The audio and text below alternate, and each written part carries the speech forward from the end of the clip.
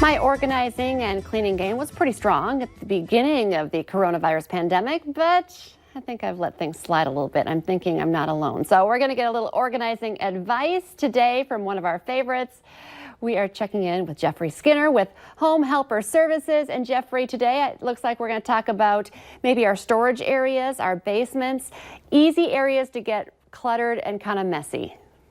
Definitely. Good morning, Lisa. Thanks for having me on again. This is awesome. Yes, we're going to talk today about basements. It's like the dwelling under the house where we just throw all of our crap that we think we need. And so it stacks up pretty fast. So we just wrapped up a project here at a client's house where imagine this closet completely full of years and years and years of things.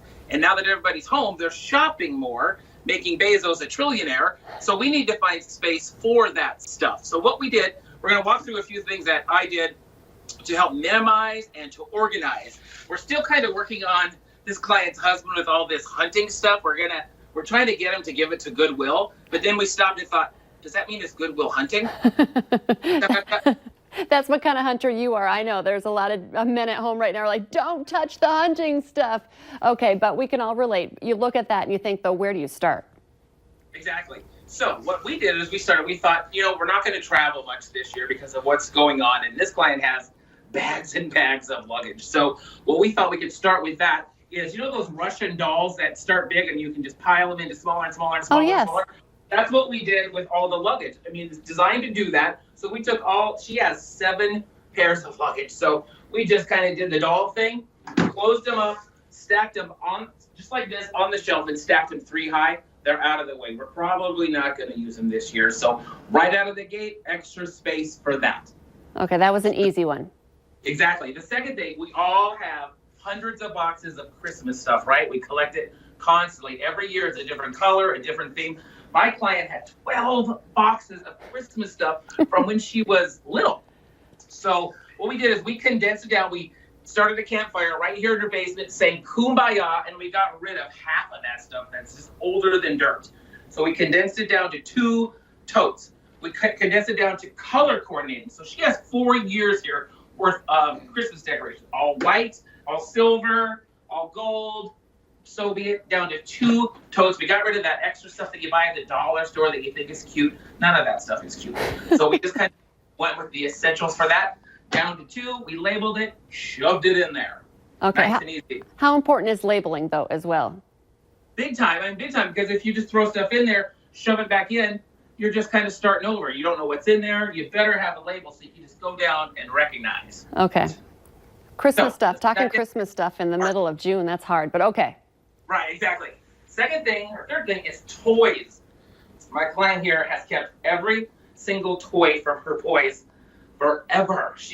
I would show you, but you would be amazed. You can open a toy store, honestly. Toys, you know what? They were great. They were fun. It's time for them to go so you can make room for your other stuff that you're buying on Amazon or whatever. But what we thought is these toys are actually very nostalgic. They're very old.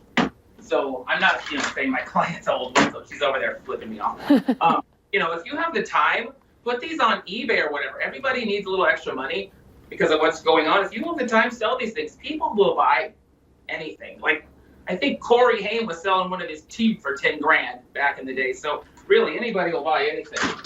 Toys are a big mess and they take up a lot of space. Get rid of it. Okay, but you make it sound super easy. It's not always, I'm kind of a hoarder and I'm very emotionally attached to things. So you're like, get rid of it.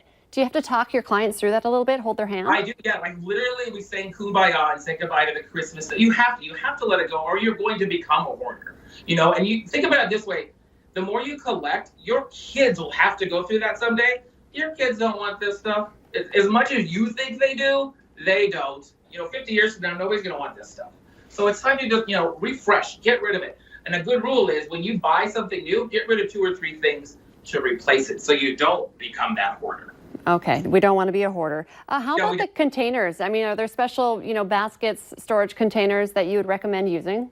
Really any kind of container is good. I think the bigger the better. Like, we found this really big one that we put Tupperware in or, empty buttercups. So when her kids come over for holidays or dinner, she can send them home with leftovers and not care if it comes back. So I think the bigger the better. because then you can kind of keep a big chunk of it instead of throwing it all away. I don't think throwing away your goods. Okay, and we have some before and after pictures. Maybe we jumped the gun on getting the tour through there. What are we looking at right now, this picture? Can you see it? What is that? Yeah, that was literally in this corner over here. This was just empty tubs. So it's ironic, it's empty tubs, but nothing's in it. So we used every single one of those tubs in this basement.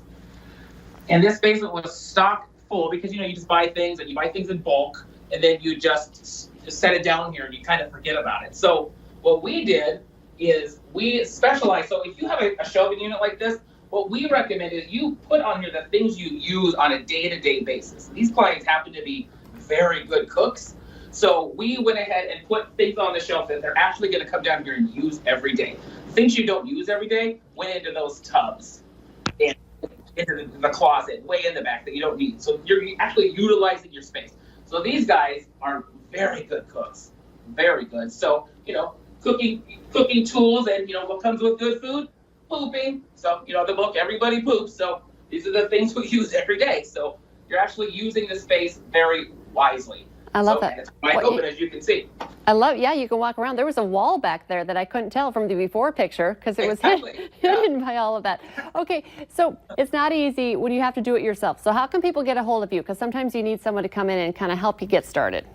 Definitely. You can get a hold of us at www.homehelperservicesllc.com. Just leave us a message through Facebook as well at Home Helper Services, and we'll be there to answer your call quickly. Looks great, even for a storage closet in the basement. Great stuff. Jeffrey, thank you so much for joining us today. Thank you very much. We'll be right back here on North Dakota Today.